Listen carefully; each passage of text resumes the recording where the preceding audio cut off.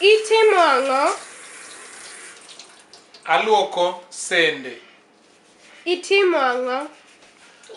Aluoko sende.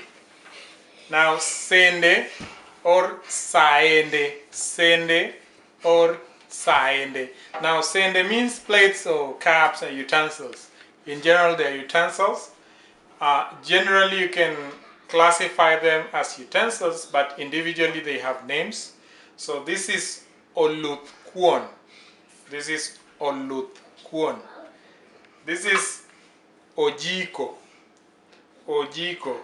This is san. This is san. And then where's a cup? This is okombe. This is okombe. So together they form saende. And when you're washing plates, like I'm doing now, when you're washing plates, aluoko saende. Let's say it together. Aluoko saende. Aluoko saende. Thank you.